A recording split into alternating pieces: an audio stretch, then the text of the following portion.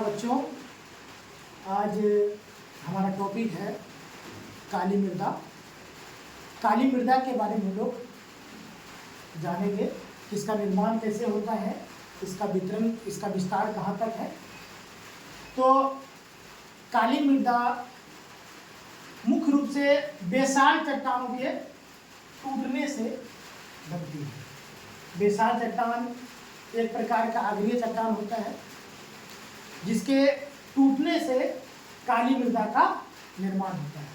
तो काली मृदा यानी काली मिट्टी का रंग काली क्यों होती है, काला क्यों होता है, इसके पीछे दो तत्व होते हैं। एक होता है एल्युमिनियम और दूसरा है लौह यौगिक।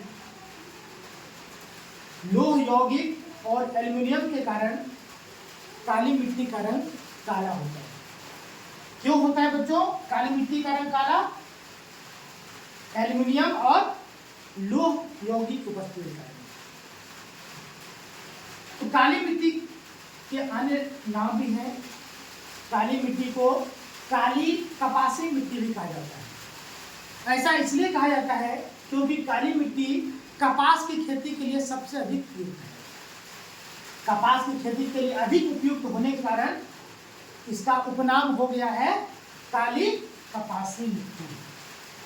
तो हम जान गए हैं कि काली मिट्टी के और भी दो नाम हैं। एक है काली कपासी मिट्टी और एक है रेगूर मिट्टी। रेगूर मिट्टी काली मिट्टी का स्थानीय नाम है। जहाँ जहाँ काली मिट्टी पाई जाती है वहाँ इसके स्थानीय नाम यानी रेगूर मिट्टी के नाम से इसको जाना जाता है। अब बात आती है काली मिट्टी का विस्तार।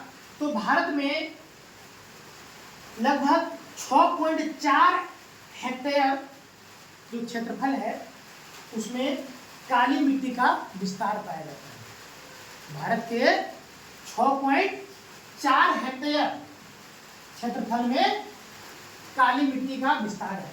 और ये वह क्षेत्र है जो दक्कन का जो पठार वाला क्षेत्र है, जिसे दक्कन का लावा प्रदेश भी कहते हैं। इन्हीं क्षेत्रों में मुख्य रूप से काली मिट्टी पाई जाती है।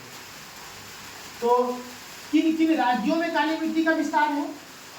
तो ये हमारे जो दक्कन का जो लावा प्रदेश के क्षेत्र के अंदर आता है उन राज्यों में जैसे महाराष्ट्र, गुजरात, कर्नाटक, आंध्र प्रदेश और तमिलनाडु, 3 राज्यों में मुख्य रूप से काली मिट्टी पाई जाती है।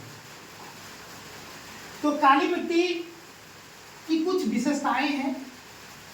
काली मिट्टी की विशेषताएं हैं जैसे इसमें नमी धारण करने की क्षमता अधिक पाई जाती है। इसमें बहुत कम सिंचाई की आवश्यकता होती है। अगर आप पानी छोड़ देते हो, सिंचाई करते हो तो लंबे समय तक उसमें नमी बनी रहती है।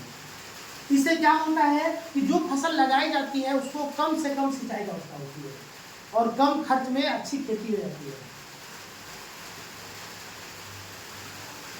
काली मिट्टी में कुछ पोषक तत्व होते हैं जो फसल के लिए उपयोगी होते हैं।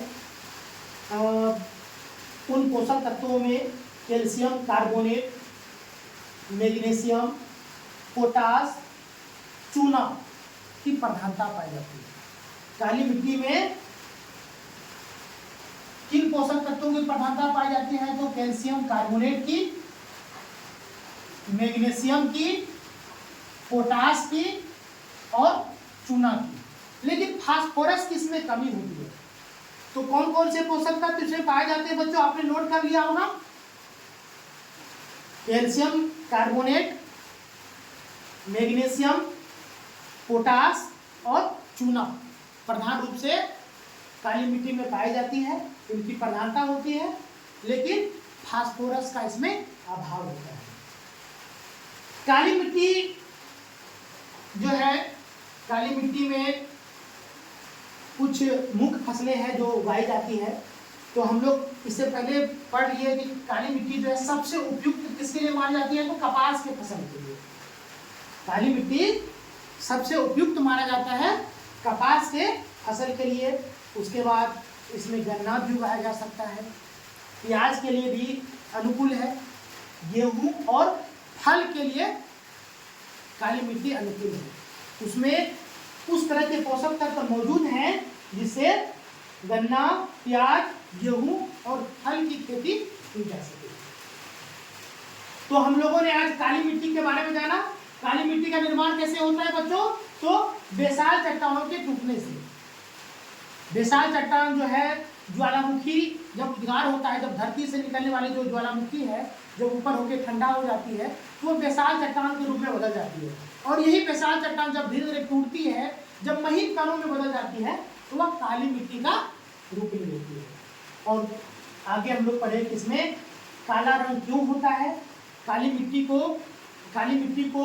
काली क्यों कहा गया? इसलिए कहा गया कि उसका रंग काला है। तो रंग काला किसके कारण है? तो एल्यूमिनियम और लौह यौगिक के कारण। ये बहुत ही इंपॉर्टेंट पॉइंट है। आपको ये क्वेश्चन पूछा जा सकता है एग्जाम में कि काली मिट्टी का रंग काला क्यों होता है? तो काली मिट्टी का रंग काला एल्यूमिनियम और लौह यौगिक की उपस्थिति के कारण होता है। और काली मिट्टी के दो नाम कौन कौन से थे बच्चों, हम लोगों ने जाना। पहला नाम है हमारा काली कपासी मिट्टी। यह नाम इसीलिए है क्योंकि काली मिट्टी जो है कपास की खेती के लिए बहुत उपयुक्त माना जाता है, इसलिए काली मिट्टी का उपनाम काली कपासी मिट्टी है। और अगला हमारा रेगुर, काली मिट्टी को रेगुर मिट्टी भी कहा जाता है। ये इसलिए कहा जाता है क्योंकि काली मिट्टी जिन क्षेत्रों में पाया जाता है तो वहाँ काली मिट्टी को उसके स्थानीय नाम यानी रेगुर मिट्टी के नाम से जाना जाता है। तो रेगुर मिट्टी काली मिट्टी का स्थानीय नाम है, ये हम लोग को याद रखना है।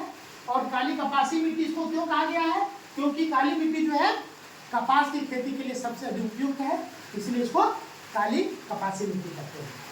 और विस्तार की बात को फिर से हम लोग रिवीजन कर लेते हैं। तो भारत में कितने क्षेत्रफल पर काली मिट्टी का विस्तार है? तो ये 6.4 करोड़ हेक्टेयर।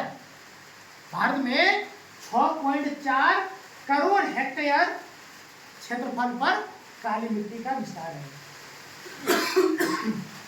इसका विस्तार मुख्य रूप से दक्कन का लावा प्रदेश में पाया जाता है।